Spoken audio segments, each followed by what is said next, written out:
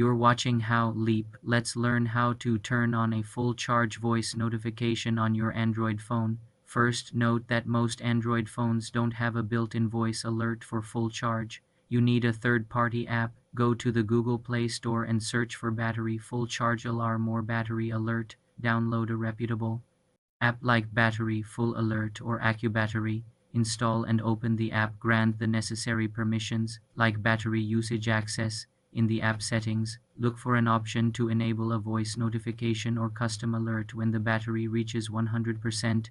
You can often set the charge level threshold and choose a sound or recorded voice message. Some apps allow you to record your own voice saying battery fully charged. Another method is to use automation apps like Tasker or Macrodroid.